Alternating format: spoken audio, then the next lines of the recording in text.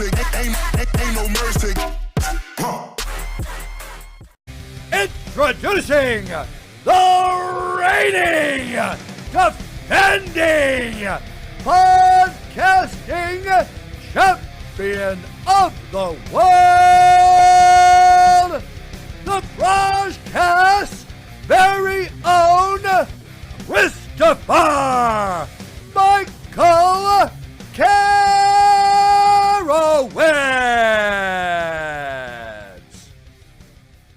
What's up, everybody? It is Chris from the BrahjCast, and today is a special day.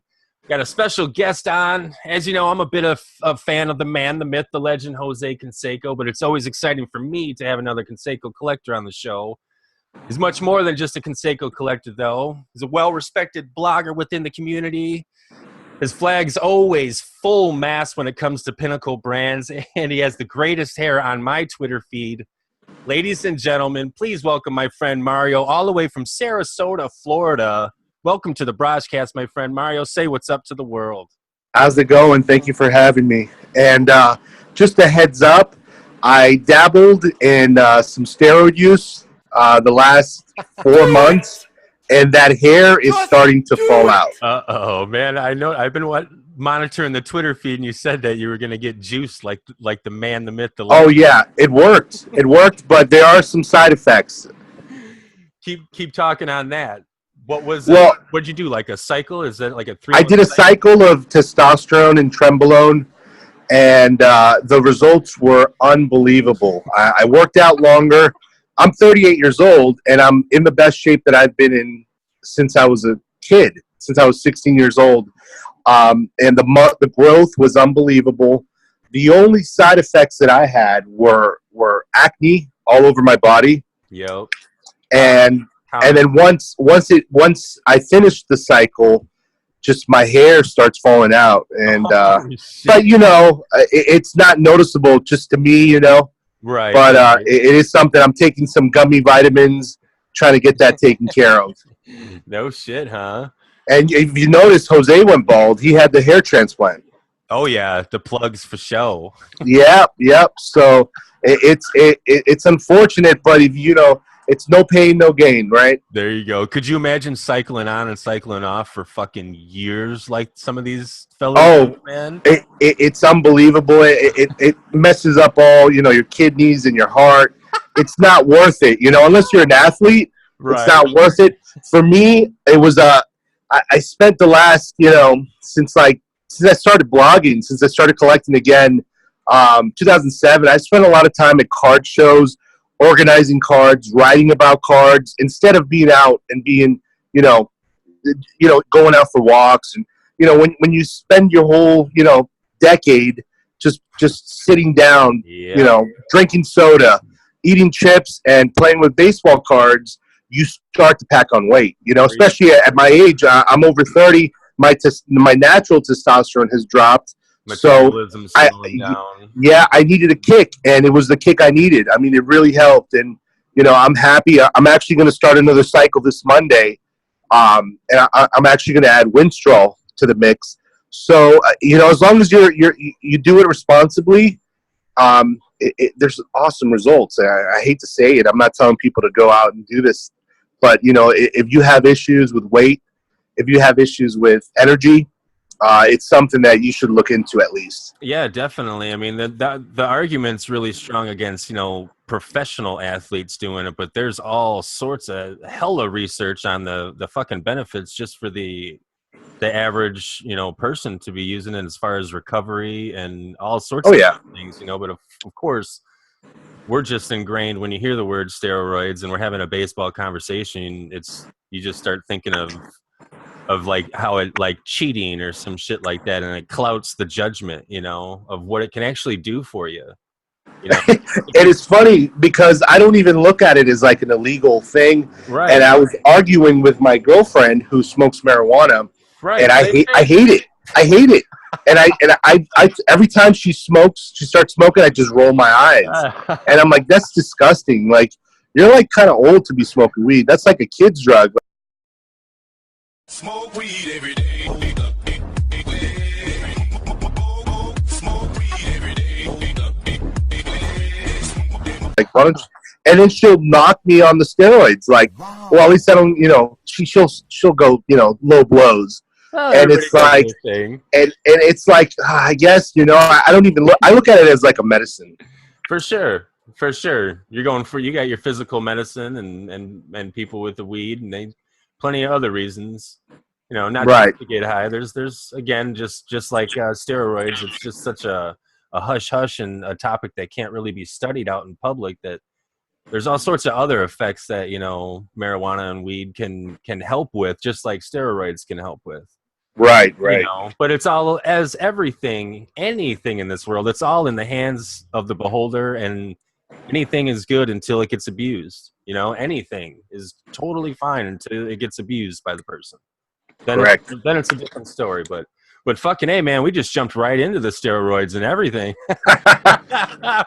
On my list here of questions for you, it says, "Hey, Sarasota, how's the weather down there?" Yeah, no, I mean, I'm an open book, For sure. Hey, man, that's what I like about you. I love your Twitter feed, man. And it's crazy. You said you're 38. Yeah. 38. Can you hear me? Yeah, definitely. It's it's. Oh, there was a little lag there. Oh, sorry. So you were saying you love the Twitter feed?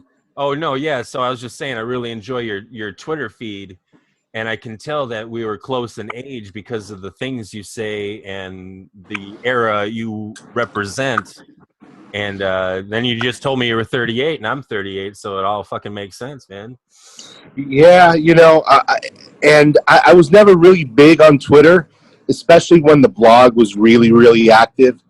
I didn't like it. Nowadays, it's something I'm on Twitter a lot more than I blog. Basically, it's fun. It's easy. I piss off a lot of people. I get blocked and I get muted, and it's whatever. Some people take this hobby way too seriously. Way too serious, my friend. Yes. Way too serious.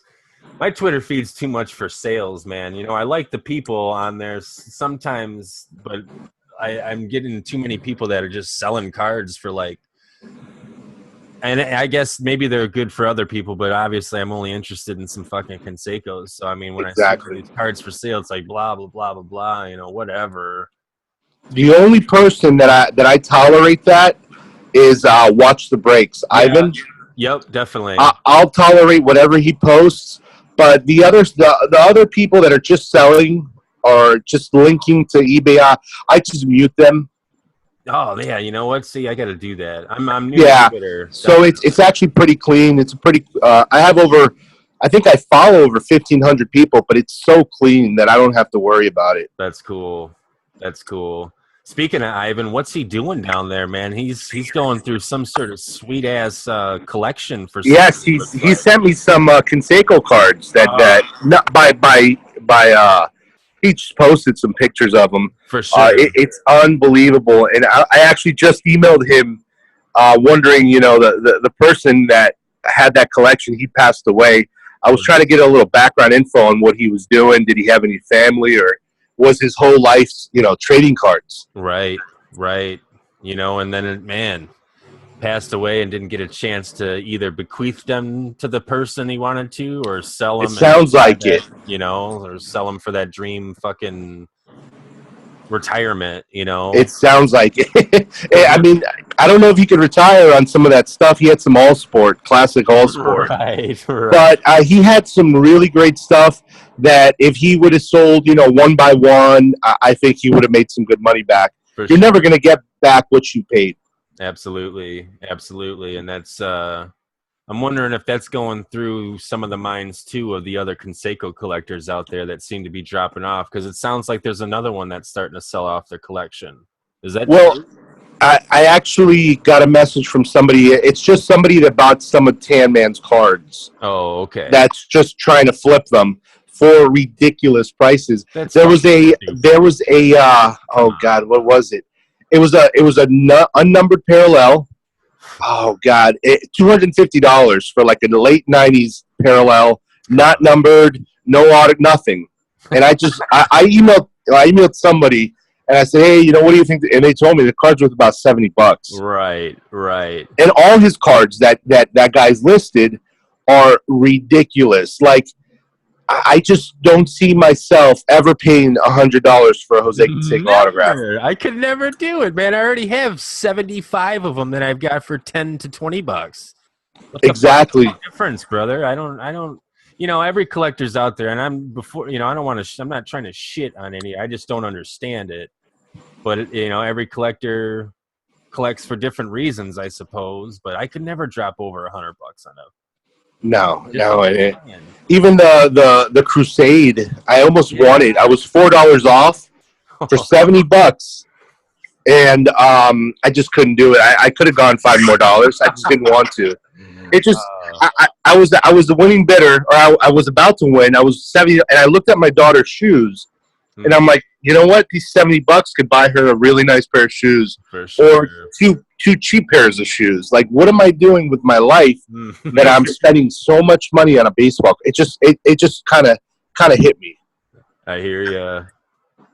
And now that card's worth, like, you could probably sell it for about $1,500 though, couldn't you? That Crusade. Oh no! This was about 2 months ago. How did you come across a Crusade for 70? I thought those. It was on there. It sold for $74. Jeez. Yes. Jesus. It wasn't a red. It wasn't like the number 225. Oh, okay. It was like the purple, which is beautiful. That's still nice. Yeah, for yes. sure. But those seem to be one of the more sought after parallels to get of those Crusades. Right. Well, if you notice, you know, anything, it was designed by Pinnacle Brands. Nice. What happened to Pinnacle Brands and Score? And they came into the hobby in 92, 93, and by 97 they won this award from Beckett as the best card manufacturer. And that very same month, they went out of business. And everybody says, you know, oh, they went bankrupt. But the owner at the time, I can't think of his name off the top of my head. He's the one that signed all the printing plates from 97 on the back. Okay. But the owner actually did an interview where he said they had plenty of investors that were interested in investing money because they knew that he would be able to turn it around. But he said at that point in 1997, baseball cards were no longer a viable commodity. Yeah. In 1997, he said this. Yeah. Because he saw the rise of the internet. Yeah. You know, and it's like, if you really think about it, you know, it's 2018. You know, there's only one card manufacturer. Maybe that's probably because we don't really need 2 or 3 or 4 anymore. You know, baseball cards. When, you know, in the early 90s when I started collecting, you know, it provided a service. It had the stats, which you couldn't just pull up anywhere. Yep. You know, you'd have to buy a book, an almanac, or whatever. It had the stats. It had photographs. You can pull both of those online in 2 seconds on your phone. Yep. So if you really think about it, you know, it was nice in the 90s. We had all these options. But, you know, that was before, you know, smartphones, before, you know, Xbox Ones, and if I look at, you know, like I started in 1990 and I had a Nintendo, the original Nintendo, and I mean after 30 minutes I would be bored as hell playing Nintendo. Now I can get on Grand Theft Auto and I'll play for a week straight, you know. Shit, easy. So it's like it's not even you know, I can't buy a $300 box of cards, you know, and have fun with it for, you know, an hour. Opening, sorting, you know, taking photos, whatever. When I could, you know, buy a video game for $60 and have months of fun with. Understood. So that's why I don't buy wax anymore. Yeah, well, shit, it's so fucking overpriced. It's insane. But how does that translate what you were talking about? Like, you know, how nowadays you can just pull the stats and pull the pictures. That's how people our age, since we didn't have that shit, you know, when we wanted to think about our players or, you know, our favorite teams, we had to go look at our cards and shit like that. And because we held those things in our hands and gave them much, you know, such a lot of value there, what that created like a collector, you know, and that creates a collector. So now kids that are born in 2000, 2005, 2010, born today, what is going to make them a collector of a tangible baseball card when they can do those things you just said? Even better, just look up video of the player. Why would you want? Yeah, you know what I'm saying? Like, how does that translate? What is? No, I guess so. What I'm asking now is, where does that make? What's the future of the fucking hobby? what I'm told all the time, it's just adult gamblers that are buying. You know, and Ivan and I, you know, go back and forth pretty much all year long because he says there are kids in the hobby. There are kids in the hobby. When I go to a card show, there's a big card show in Tampa once a month. I go to that card show. I'm 30 years old. I'm the youngest person there by far. Yep, and there's a shit ton of vintage. Old men, wheelchair bound, you know, with their little notes on cards that they need to complete sets. It's honestly, it's a depressing sight. It's a bit weak. Yeah, I know what you're saying. And I only go there, you know, if I'm desperate for, you know, top loaders or something. It's just a sad sight, and I hate to say that. And maybe the National was a bit different, and maybe there were kids there, but I don't see. I just can't see a kid wanting to spend $20, you know, at Target on a blaster. No, when you know you could put that money into Fortnite or something and buy some kind of Yeah, I agree 100%, man. The hobby is exactly for people in our age bracket now. Oh, yeah, nostalgia driven, absolutely. Yeah, 100%. I mean, that's what got me back into it, was the ability now as an adult, you know, to obtain the cards I couldn't as a child. Right. Earlier, you know, collecting days. And so I took a 20-year hiatus. So when I came back, I was like, "What the fuck? Where's Upperdeck? Where's right shit? You know, and what's all this shit? Yeah, what's these sticker autos like, and these astronomical prices and like this one of one?" And I'm like, I don't get it. It's a one of one, but the same company makes 57 products, so there's 57 one of ones. Like, I don't. Oh, you know, yeah. what I mean? I don't understand it all. So it makes me really fucking confused about why people are collecting. I know I collect for joy, for fun. You know. Oh yeah. I don't plan on selling this to retire. And you know what's funny is I kind of got I kind of started to realize that Tan Man wasn't having fun from watching his videos. I agree 100%. And I called him out on it probably less than 2 weeks before he announced it. Yep. He had bought this Boston Red Sox bat barrel. And I don't have a bat barrel. I've never even seen one in person of Canseco. Now, for me, if I were to get that card, I would be giddy. I would be, you know, a smile on my face. I would be going nuts because it's a card that can make your entire collection. And I watched his YouTube video as he unwrapped it, as he pulled it out, and there was almost no joy in his face. It's a part. And I called him out on it. I said, you know, are you all right? Like, you know, it seems like you're not really happy. And what he said was something to, like, he said, I believe that he did all his celebrating off camera. And I was like, well, okay, I mean, maybe that's the case, but I just saw it more as maybe he's gotten to the point where it's an obsession, and he's more obsessed with being the best Canseco collector. There it is. And then he actually loves Jose that much that, you know, he's going after these pieces.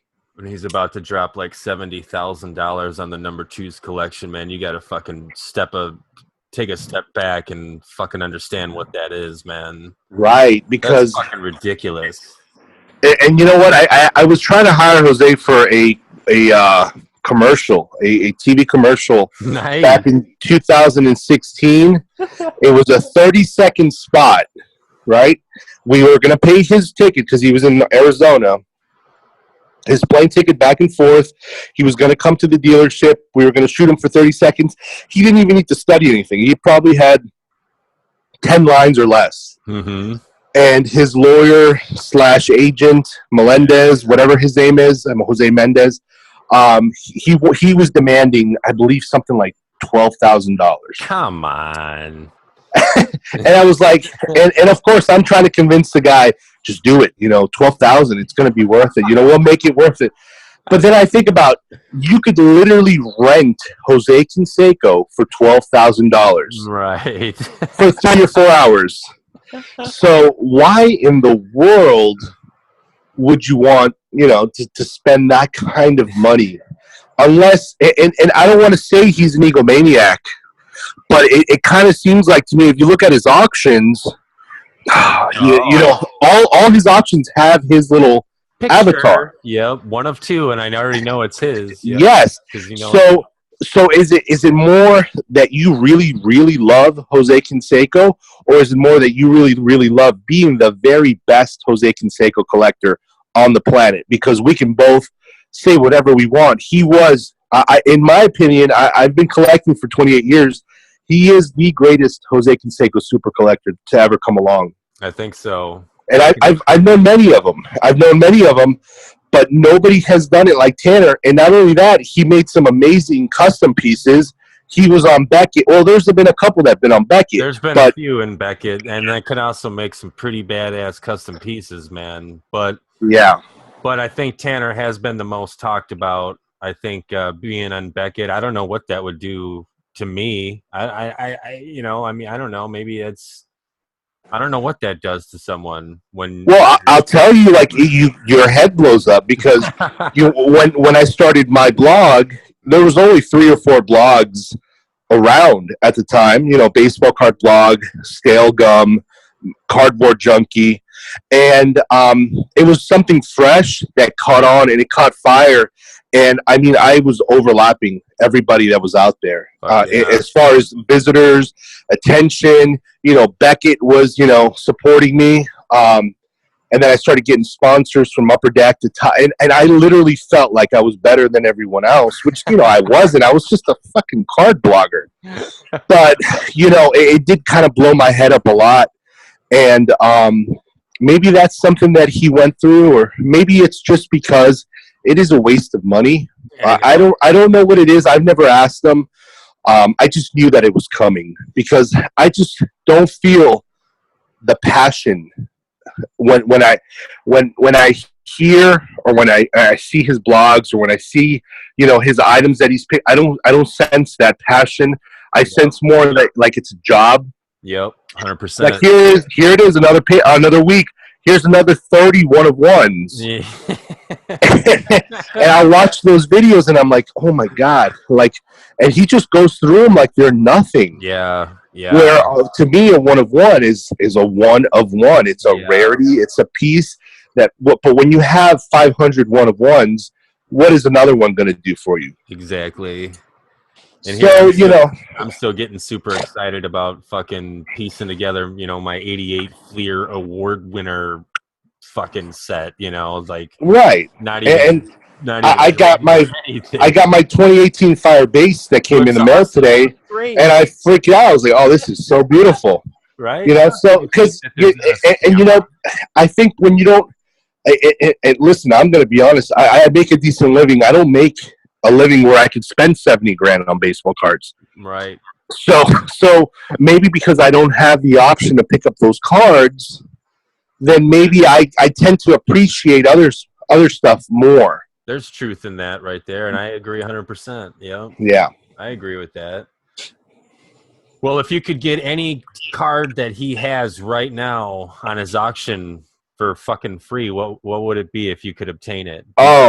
There's so many, and I think what I would get if I went nuts and laid out maybe $1,000, I would probably pick up either all his 96 Pinnacle certifieds. Yeah, those are beautiful. Or all the 97 Pinnacle certified and totally certified. Yeah. But I think he's already sold some off. But those are the cards that I would want. I'm looking for he's still has his mirror blue, and I don't have that. I think I have a mirror blue, but it has doesn't have the peel on it, and his blue has the peel, and of course you want the peel. So, but I got that one really good price without the peel, so I said whatever, I'll take it for now. That would probably be it.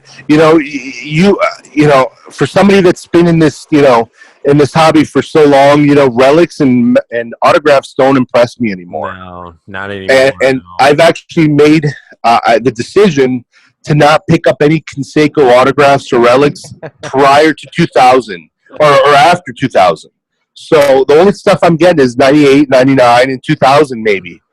But I don't want anything that came after. I don't really want it, you know. Now, if I see it for a good price, and I'm the worst, and I'm the absolute worst, you know, like I'm sure there's so many Canseco collectors that hate me because I make low ball offers.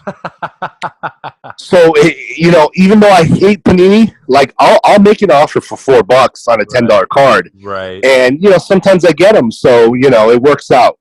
I agree. I only really like the, you know, you said you're not getting you're kind of not doing the autographs anymore, and I'm not there 100%, but I have been turned off by the sticker autos for sure. I will not. Right.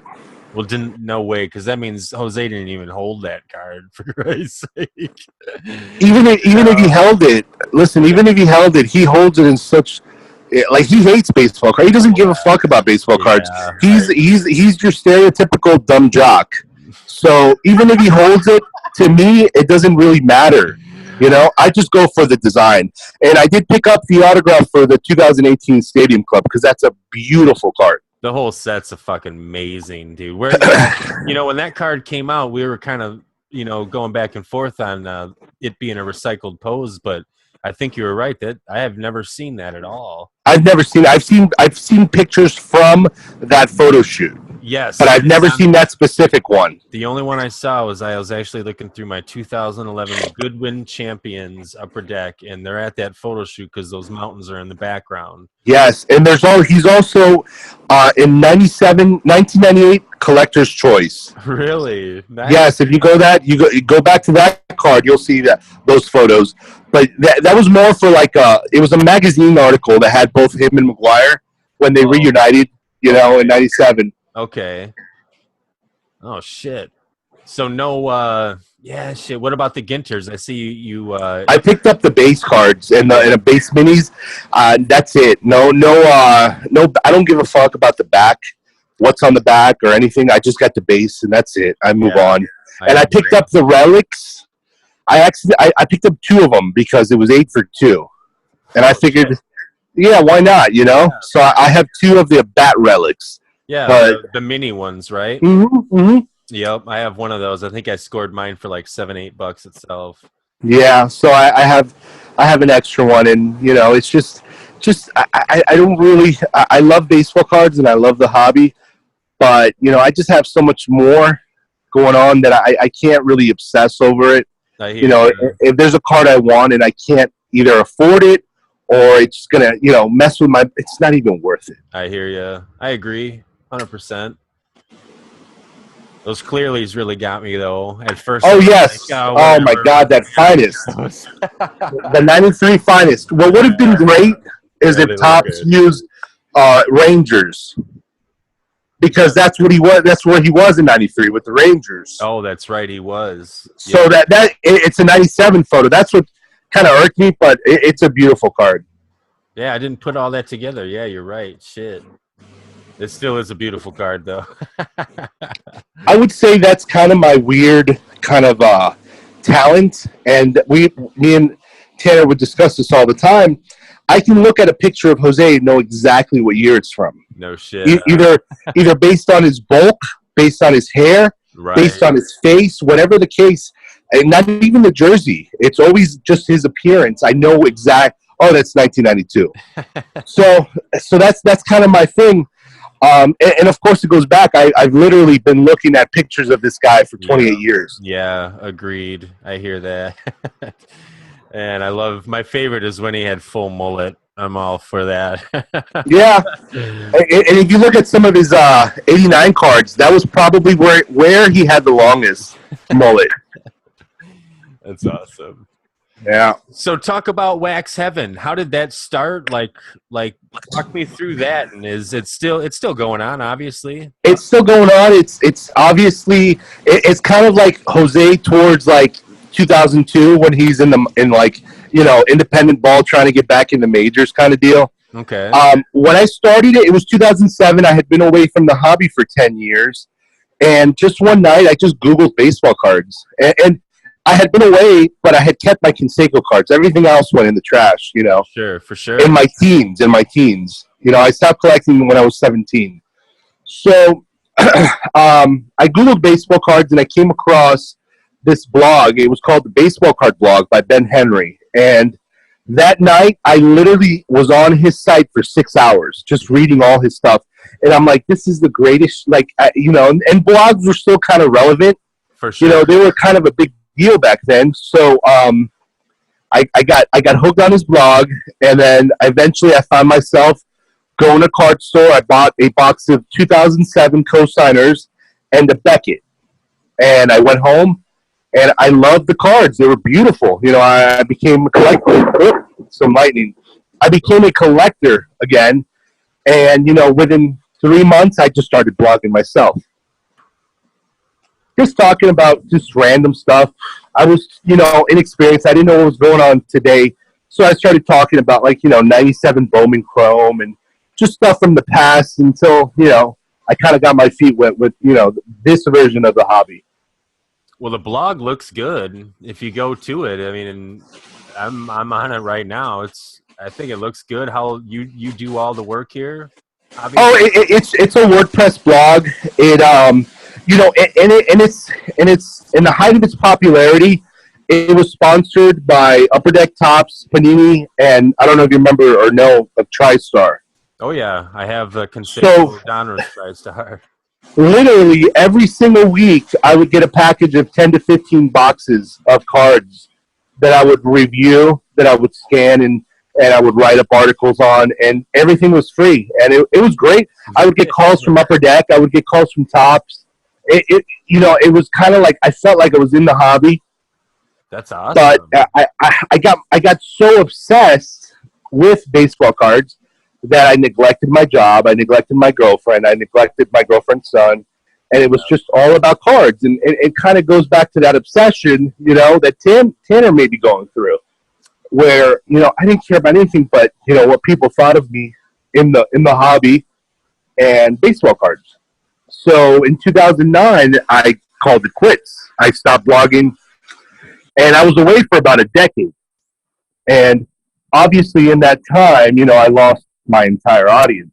A lot of those people left the hobby. You know, they were disappointed, not with me, but just the hobby itself. Right. And left. They stopped collecting. A lot of them moved on. A lot of, 10 years is a long time. If you think about it, 10 years, a lot of people don't collect for that long. For sure. So, it's kind of like, I used to write about 100 blogs a month. Dang. It was crazy. It was an obsession. Listen, I would go to Disney World with my girlfriend and her son, and I would take boxes of cards with me so in the hotel room, I would be busting boxes on video and do it and uploading them to YouTube. Jesus Christ. Mm-hmm. It was awful. It was awful, and I'm kind of glad in a way, because I was also, obviously, I was unhappy, Right. And because I was unhappy with my family situation, I was able to escape into these baseball cards and into the blog, and it kind of helped me move through that relationship into something I really wanted, and from that, because I, lost that family, and kind of had to start over, I found, somebody new, somebody better, and somebody that gave me a daughter. It worked out. It worked out in the end, but it was a crazy time. So from 100 blogs a month to what now? Just a more one a weekend. There you go. Just to chill, relax. And if if you don't get one out, you don't beat yourself up, or do you? Absolutely not. Right. And like I have something to write about this weekend, but like tomorrow I'm going fishing with my daughter. So if it doesn't happen, it doesn't happen. And there's not an audience. Like I was told, do you know SRU Chris? No, I don't. On Twitter, he actually was one of the people that created baseballcardpedia.com.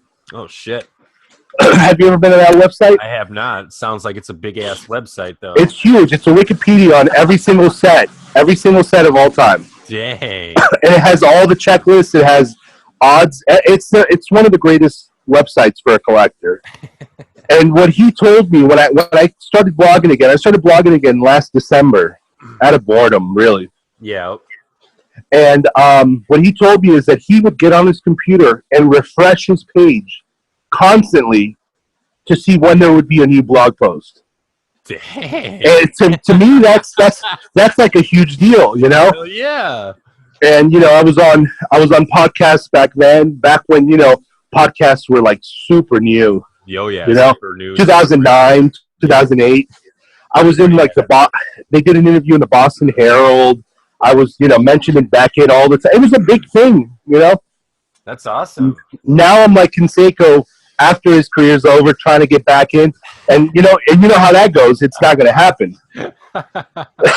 You know, and I wrote this crazy little blog about Tops I guess 3 weeks ago, that ruffled a lot of feathers. Was it the Lead First Tops one? No, it was the one about Tops employee autographs. Oh, that's so fucking stupid. And listen, I mean, people were registering Twitter accounts to fucking bash me. and one of the people that used to be a blogger back when I blogged, and her best friend is Susan Lugeri, whatever her name is. She works at Tops now. Okay. And she was one of the people that I name dropped, that I said I would rather have, you know, the worst autograph than a Susan autograph, you know. And I didn't say it in a mean kind of way. I didn't say, you know, anything bad. I just kind of said the truth. I don't want Tops autographs in my products. Exactly. I mean, listen, what she commented was something like, you know, and it was like a subtle jab, basically saying that I'm bitter that I'm no longer relevant or important to card companies. Jesus. And I told her, I was like, listen, you have no idea what you're talking about. Like, I don't care if I'm relevant, you know, whether or not I am or not. You know, I was the one that wrote about the Tops exclusive deal being renewed. Yep. Before anybody, before Darren Ravel or whoever, you know. I remember that. And so it doesn't matter, you know, what I am. I literally could not care less, you know. It was just an article that I wrote that I just wanted to give my opinion. I don't want Tops autographs, you know. Now, if it's an employee that's been with them for 25 years, yeah, sure.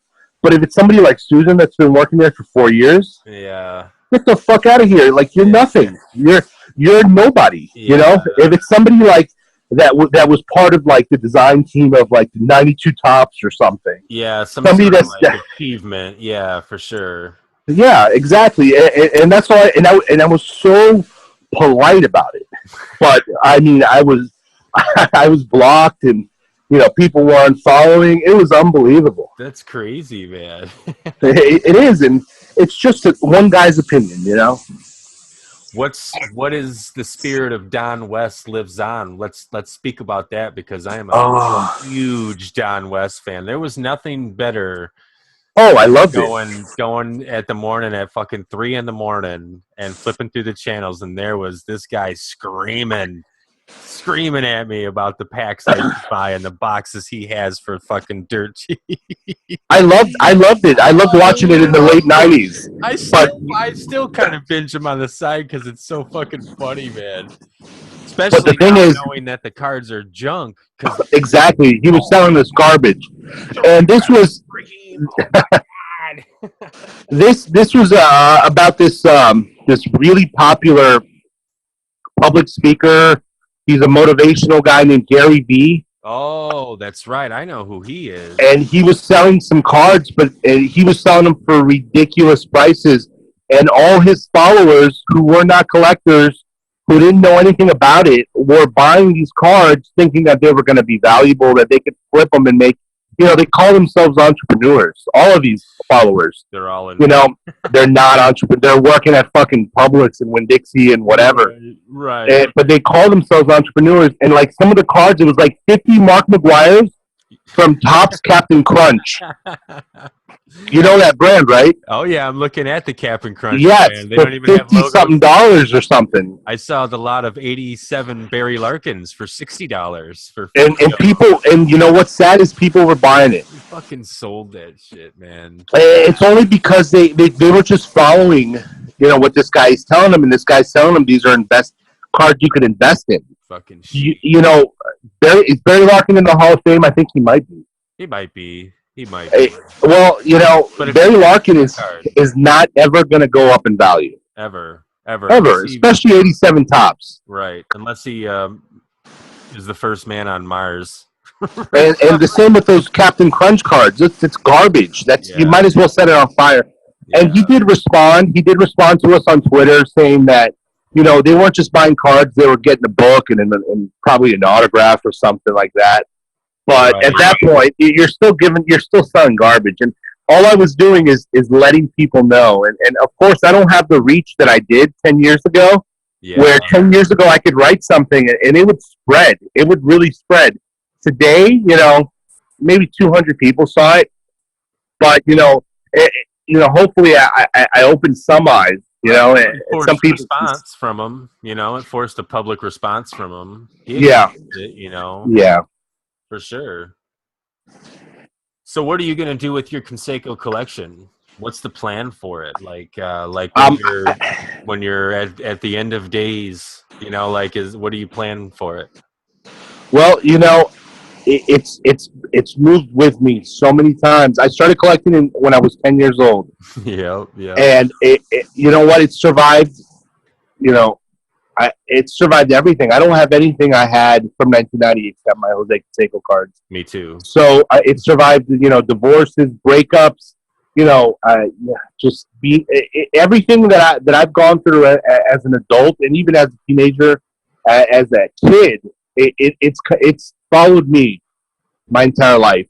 So not only does it not have a value to me, it's priceless. Yep. So it's gonna follow me for the rest of my life. There you go.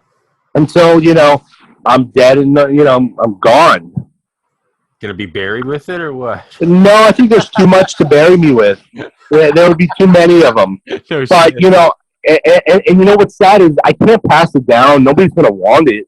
That's a thing to think about. Yeah. It's not like, I'm going to die and then somebody's going to be fighting for these cards. They're going to be tossed in the garbage at some point because it is just cheap cardboard. It is. It's what's attached to it within you, man. Exactly. Yeah. So I'm just going to continue buying. I'm buying a lot of base cards and a lot of parallels.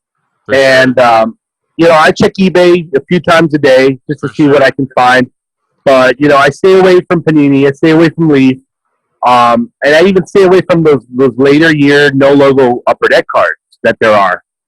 Like 2011, he was in a few of those. Oh, the Upperdeck champions. Oh, garbage. Yeah. So I'm mostly just going for tops, stuff that's new, and some of the older cards that I may have missed. And just little by little, I buy stuff every week.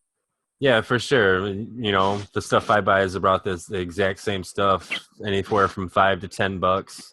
Yeah. There, and get 3-4 packages a week. That's nice.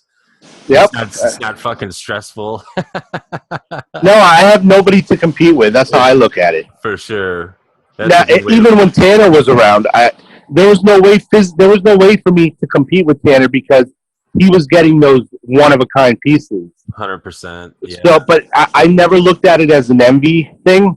I never looked at it as like, man, fuck Tanner, that fucking asshole just picked up this. Never. I always watched his videos, and I was like, man, that's a beautiful card. Yeah. And he always had a cool story about the card, which I thought exactly.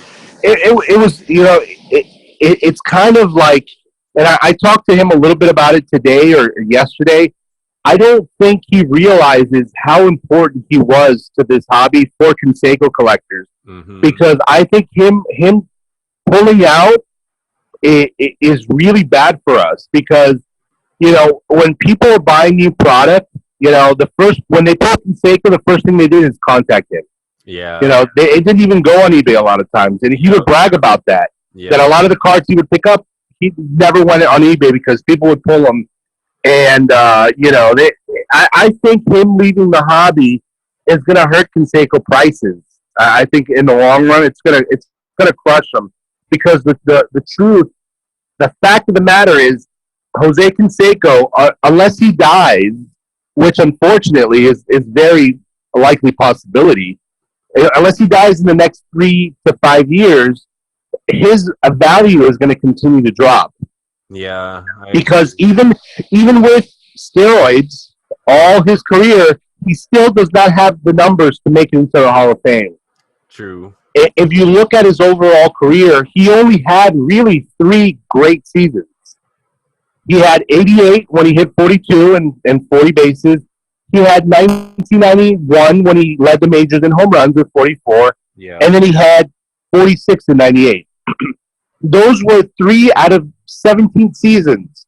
So he really was a mediocre slugger. What attracted me to him was his personality, his like swag. He was a badass. You know, he was a cool person that I admired.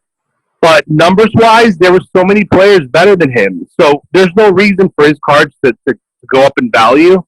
His autographs, I mean, Topps is going overboard with how many autographs they're putting in their products of Jose. They're blown and out. The relics are already worthless. Relics are garbage. You know, they're $3 cards, you know? Mm-hmm. So I see with Tanner being out of the picture, I think that less cards of him are going to be listed. There's going to be a less demand because people know, well, Tanner's gone. You know, the next best collector of Canseco is this guy Razor, but he's not very public. He's not very social. You know, I know who he is. Yeah, but he's buying these huge cards, but he's just kind of like the man. You know, he's the man in the shadows kind of deal. He's got a nice fucking collection, man. Oh, it's unbelievable. Man, it is. Like, and what scares me is that Tanner was going to buy his collection. That's what I was talking about. So that's what tells me. Well, then maybe he's not going to be around much longer. Yeah. Because I've never thought about selling my collection ever. I never thought about tossing nothing. No. It's part of my life now. You know, I'm 38. I've been collecting for 28 years. So it's not going anywhere. So the fact that these guys, these big spenders are dropping off, I think that's bad for the hobby, for Canseco. You know, the Canseco side of the hobby, which is already small. Because what 18-year-old kid is going to want to collect Jose Canseco? No kid born after the year. Yeah, Mike Trout gives a shit. Yeah. Mike Trout, Bryce Harper. Yeah, you know, Chris Bryant. Yeah. There's Jose Altuve. There's so many players today that are already better than what's that guy in Oakland? That's Chris something. Chris Davis. Yeah. Listen, that guy's put 3 back-to-back or 3 in a row 40 home run seasons. Jose never did that. Yeah. Ever. Jose never even had back-to-back 40 home run seasons. Jose was not reliable. Jose was injury prone. If you remember, I mean, if you look at all his numbers, he was constantly hurt. Yeah, never like 155 game plus, you know, a year consistent. For sure. There's a lot of and look at this guy, Chris Davis. I mean, 40 home runs in 3 seasons in a row. I would think that there's a lot more strict policies these days on what you can take. Yeah. Jose was just fucking killing himself, injecting whatever he could, and he still couldn't do that. He never had a 50 home run season, never hit 500 home runs. It was just kind of like it's kind of like that pretty girl in high school that you have the prettiest girl in high school, but once you date her, there's nothing there, you know. And that's what Jose was. If you were smart, you would go after a Griffey or a Thomas, you know. If you were smart, like for investing, because anybody who's collecting Jose now is just collecting because we're fans. Period.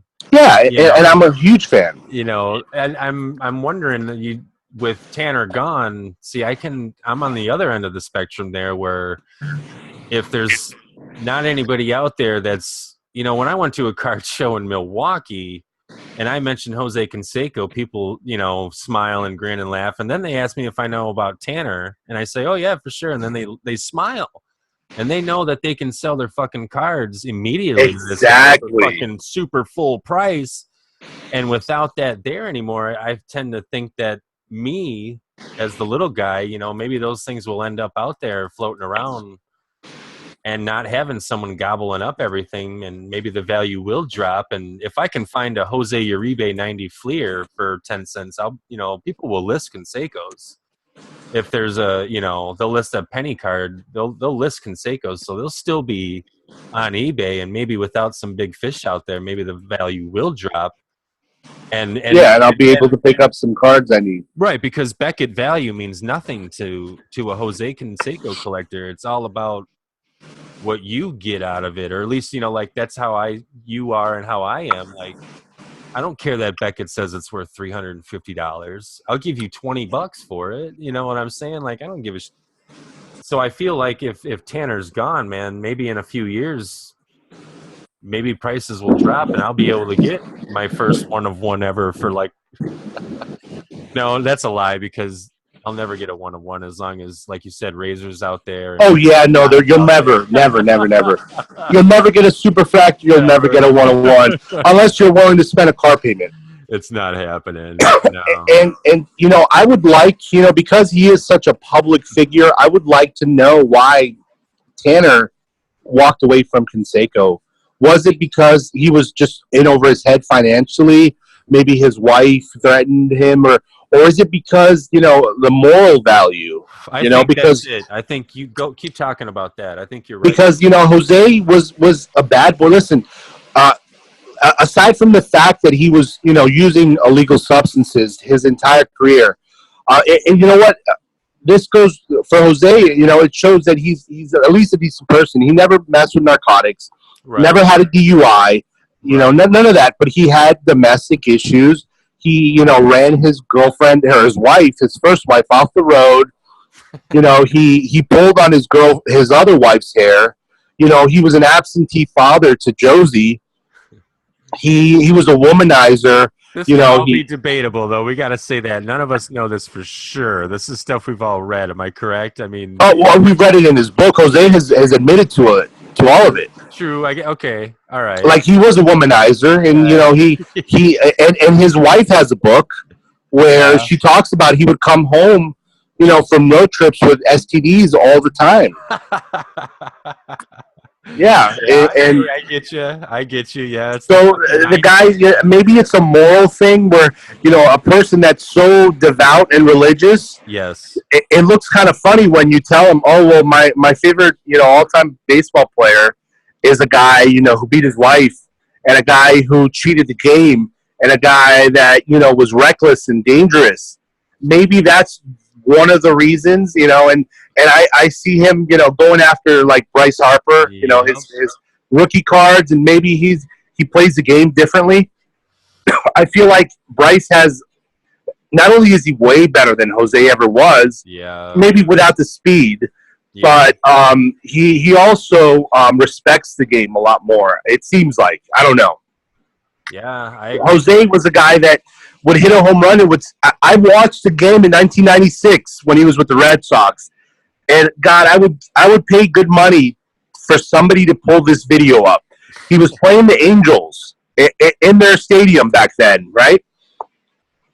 I don't know. It was the California Angels back then. Yep. So he hits a home run. I don't think it was Mark Langston. I don't know who was pitching, but he hit a home run, and he literally stood at the plate so long that the pitcher charged him. Oh shit! He literally charged at Jose Canseco, and they had to separate it because he literally stood there and watched it for that long. And if you know Jose Canseco, his home runs are big. When he hits it, you know they're gone. It's not like he thought it was a foul. Right. And he did that a lot with the Red Sox when he played at home. There was this one, I think it was Rich Eisen from ESPN, where he was, you know, doing the highlights on Baseball Tonight or whoever it was. And I'll always remember this. He hit a home run and he stood there and watched it. And Rich Eisen was like, nobody loves Jose Canseco more than Jose Canseco. And it's those kind of things that endeared me to the guy. Right, for sure. But, you know, in 1996, he also hit 28 home runs. Right. So it's like, okay, well, you know, here's the reality. You're not that good anymore. You know, you can't continue. And it was heartbreaking for me because I came in 1990, a year before he led the majors in home runs again for the second time. Right. And I believe he was the MVP in 1991, but they gave it to Carl Ripken because Jose by that point was a bad boy. Yeah. So I was there when he was at the top. I wasn't there in 88, but I was there in 91. And I literally watched him decline in the hobby, in the sports world. He went from like the coolest guy that you want to, like the guy you want to hang out with, to just the guy that gets ridiculed. Yeah. That gets that when the ball went over his head and hit his head, and when he did the pitching and he blew out his arm. Yeah. And he became like a caricature, and assholes like Peter Gammons would just fucking rip on him constantly, and I'll always remember that. He was a piece of shit that would constantly go after Jose, and it was heartbreaking, because I was 15 years old at the time, and that was my idol. I never had a father, so that was the closest thing I had to a father figure, and so it made me feel sorry for him, even as a kid. He was an adult. Just to see that downward, spiral that he ended up in. I never really experienced that part of Canseco, and it's a reason, like, when I collect Canseco, all of my collection is purely Oakland A's Canseco, because those are the years I was really focused on the A's, on Jose, Mark, and then eventually Ricky Henderson, and fucking Dave Stewart, Dennis Eckersley and shit. But then I think he got traded to the Rangers in, like, what did we say? You said 93, correct? Or 92, in the middle of the 92 season, he was traded while on deck. Yeah, like, what the fuck is that? But, he was being booed in his hometown. He was the highest paid baseball player. He was having an off year because his whole life revolved around his off the field antics. Right. With going to court, his wife Esther. He did not care about the game, so he was having an off season, and he was getting booed in his own hometown, and he was getting booed in every single stadium that he went to. That's the kind of personality that he had. Yeah. So it was awful and then they traded him. Tony La Russa was a piece of shit too. Man. And when I saw him get his DUI, it was the happiest moment of my life, because he was such a dirty he was a liar. First of all, he was a liar. He protected McGuire, but he didn't protect Jose. Right. So Jose was the only guy on steroids, because in the minors he was 180 pounds, and by the 80s, by 88 he was 240. But look at McGuire. Yeah. McGuire got bigger than Jose. Huge. He was he was never on anything, right? And Tony would just call him a liar. He would just say, he's a disgrace, he's a rat, he's looking for money. And when I got to watch DUI first, and watching him, it was a thing of beauty. And then a couple of years later, when McGuire admitted to it, it was just like the nail in the coffin. Yep.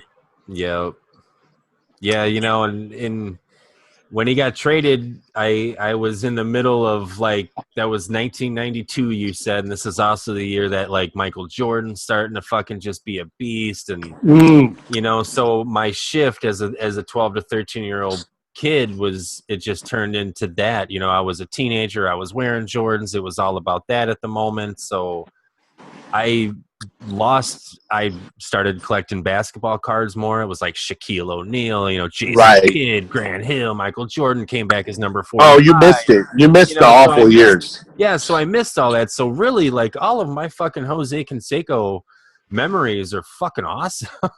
Like, I enjoyed all of it, because I didn't see all of that the decline that you saw. Oh my God! Listen, it went from I used to have my mom drive me around. God bless her. She would drive me to every single card shop, every single card show in the area. I lived in Fort Lauderdale. I lived actually in the city of Weston, where Jose lived.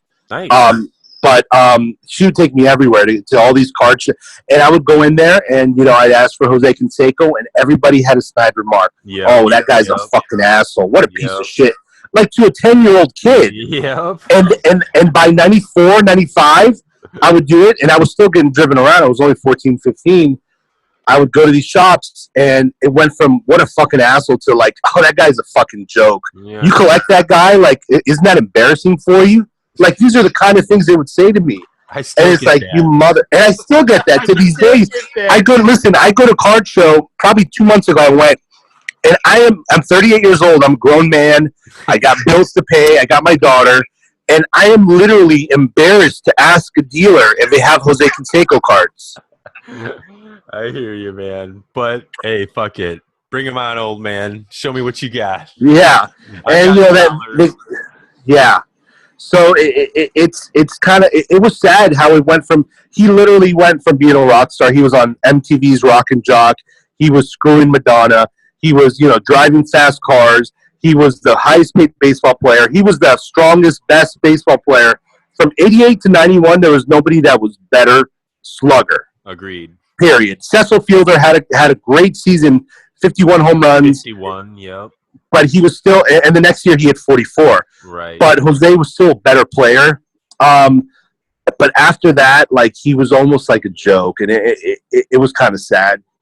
That sucks. Well, I'm glad that my snapshot in time is the good years, brother. Mm-hmm. It's all the good years. Yeah, I have no interest in a Blue Jays uniform, an Expos uniform. And that was his best season. On paper, it's his best season he had with the Blue Jays. And this is when he was juiced. He was juiced to the max. And not only was he – that was listen, in 98, he looked better than he's ever looked. Right. If you look at him, he wasn't – with the Devil Rays, he was kind of fat. Right. I don't know if you've seen those cards. Yes, with the Yankees, he was skinny, but with the Blue Jays, he was ripped. He was absolutely ripped. And if you look at the numbers after he left, Sean Green and Jose Cruz Jr. became power hitters after he left. So everywhere he went, he made everybody better. With the Rangers, he made Juan Gonzalez and Ivan Rodriguez better, and Rafael Pop. Why do you think that is? Yeah. Jose was an open book. As well, and he wanted people to get those big contracts. He wanted to make people better his way, which was, steroids and working out. Yep, old school. But listen, with the Blue Jays, he hit 46. Listen, this is how fucked up baseball is. He hit 46. First of all, he had an incentive laden contract, which he made the league minimum with some incentives added on, because nobody was going to sign him after 97. Right. The Blue Jays signed him for the minimum with some incentives. He went on to hit 46 home runs. He stole 29 bases, and he was over 100 RBIs. By the end of the season, they refused to put him in the outfield. He literally was begging in the media, "Please play me because my legs feel better when I'm in the outfield, and I can hit better when I'm in the outfield." And they were just using him as a DH. And that's why he didn't get his 30th stolen base that year. And the next year, he couldn't get a fucking contract again, Yep. And it's like, how do you not sign a guy that can hit 46 home runs for the league minimum? Yeah. 46 home runs today leads the leagues on homers. It does. And he could not – that's because everybody knew by then that Jose had a secret. Yeah. And it was getting around. He really was blackballed. If you look at his last season with the White Sox, and like I hate La Russa, I hate Ozzie Guillen. Ozzie Guillen is a piece of shit to me because he would not give Jose any any playing time. He was the manager at the time. And Jose hit 16 home runs in 70 games, and all as a DH. Mm-hmm. And what Jose has already said is if he's in the outfield, he can warm up his legs and he feels better. So as a DH, he still hit 16 home runs in 76 games. So what would he have hit in 162 games? Would have been probably over 30. Over 30 home runs. Yep. And this is, again, on a league minimum. And, a guy that already is telling you he does not feel well sitting on the bench. He was still a power hitter. And next season, he couldn't get a fucking contract. That's bullshit. Right. You can't find anybody. He plays right field. I mean, you don't even. He offered to play for free. Yeah. And what does that say? He said, pay me a contract. I'll donate it to charity. So when he says he was blackballed, he literally was blackballed. We're going to end it with this weird note. So you're talking about blackballed, and there's a lot of blackball in the media right now. And I have no idea if they correlate, but Colin Kaepernick is literally going to fucking court and everything, I believe, for collusion and, technical terms I don't understand. And, but it kind of sounds like, basically being blackballed. It's like if Colin Kaepernick wins some sort of freaking case or something, does Jose Canseco have some sort of case all of a sudden? It would be Jose and Barry Bonds. God, because Barry Bonds was also. They actually were. He was going to put something together for collusion because he was another guy that could have kept playing, and they kicked him out of baseball. If you do some research, you'll see that he was actually a true victim of collusion. Whereas Jose, it's kind of up in the air because you look at his last 3 seasons. Look at his batting average. Yeah. They're all 3 of them are near the Mendoza line. Yeah. So even though he had the power, he no longer had the bat speed to just get hits. Yeah. So it's up in the air what he had left in the tank. Now when he went to independent ball, everywhere he's played after his Major League Baseball career, he's not been good. True. So it's likely that he was done. He was finished. His body was completely done. But Barry Bonds still had power, still had bat speed, still was getting walks. So I would love. Listen, if Jose can live long enough to destroy Tony La Russa and destroy Bud Selig, destroy Ozzie Guillen, it would make me so happy because I feel like all 3 of those people have conspired to keep Jose from getting his 500 home runs. Yep. And is guaranteed, at least back then, guaranteed ticket into the Hall of Fame. Yep. All 3 of them, especially La Russa. La Russa was just somebody that constantly badmouths Jose in the media, like your own player. Like there's videos on YouTube where he talks about him being lazy. Mm. And he was so good that he didn't care. It's true. So who knows what happens. I hear you. I just hope that he's doing well. He's already in his mid-50s, I think. Yeah. And, he's already – there's that documentary called The Last Shot. I don't know if you've watched it. Yep, I did. And I have the feeling, looking at his skin color, looking at him just in general, I have a feeling that he has health issues that are not out in the public. I don't know. I hope – I mean, look at guys like that wrestlers who abuse steroids for 20 years. Look at Ultimate Warrior. Well, just I don't know. I don't want to say Jose's abusing them. Wrestlers, I think possibly more than Jose. Oh yeah, than a baseball player. Well, I mean, just even if he's using them now, I would think that he's probably smart, about them. And I would hope he's done with them. I would hope. That's true. I met him just 2 weeks ago or last weekend, man, and he looked pretty good. I was pretty fucking surprised, man. He's a big boy. He doesn't look super jacked and muscular, but he's a big, thick man. It's like, God, what's up? I hope he's got another 10, 15 years, Me too. I don't know. Like I said, I don't know him personally or anything, but if I had to base it on at least how he looked that day and how he's walking around and moving, he seemed decent. When Ricky Henderson walked in, he looked like he had some leg issues and some back issues. Really? Yeah, he was. At first, I thought it was like a gangster strut. I was like, look at this motherfucker Crip walking in here like a gangster. But he just kind of struts because it looks like one leg's fucked up, and his back's probably stiff. Dude, that guy stole 1,000 fucking bases, and 95% of them were head first dives. Have you ever run 90 feet and then jump and dive and slide buttons on your chest? Ouch! And a gold chain because this was the 90s? Ouch! Yeah, like Bonds had his little earring with the cross on it. Yeah, man, like, whoa, ouch, so Jose had his $300 Oakleys. He was wearing them when I met him, dude. Wow. Still sporting some Bret Hart looking Oakleys, man. That's unbelievable. It was awesome. But hey, man, we're about to hit our hour here, so I want to thank you for coming on. Absolutely. Thank you. Hey, no problem. And I want you to come back on. This was basically just like the first time to have you on and develop a little relationship, little foundation, and a couple months, some news happens, have you come back on and we'll talk about it. Absolutely. Thank you. Tell everybody where can they find you? They want to follow you. I would say the best place to find me is on Twitter at twitter.com/the WaxHeaven. Okay. And from there you can find my link to the blog. But I would say that the best way to contact me and to interact with me is on Twitter. I know when I just type in Wax Space Heaven, your blog was the first thing that popped up, which is really valuable in the Google world. So that's something too. If you want to check out Mario's blog, I'm on it right now, and I think it's fucking awesome. There's plenty of topics that I love, but I might be a tad bit biased because 95% of these pictures. Yeah. Canseco. Yeah, it's pretty bad.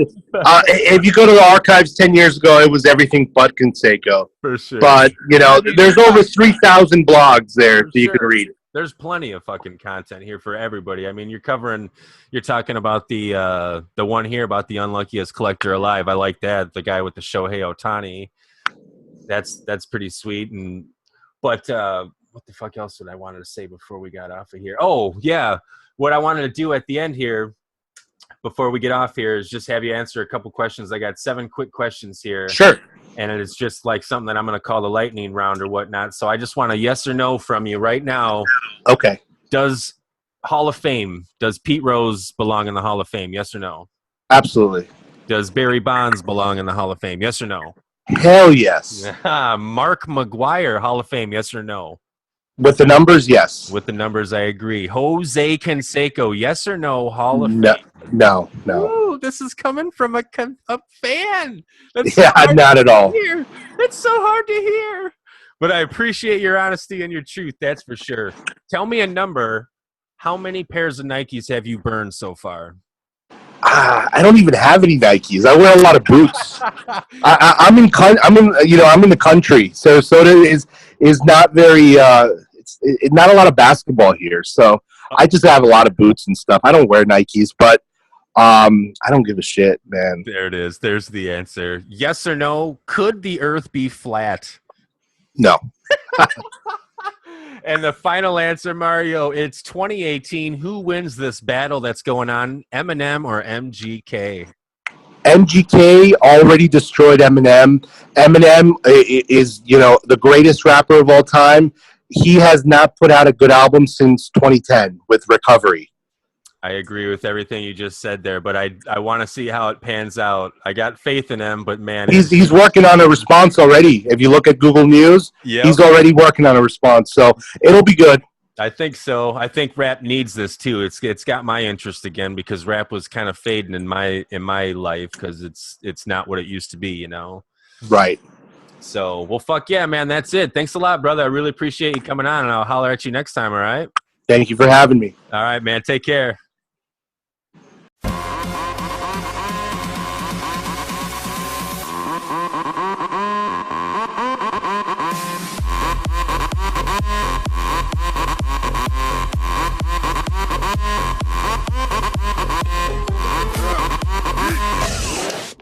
Don't let your kids watch it.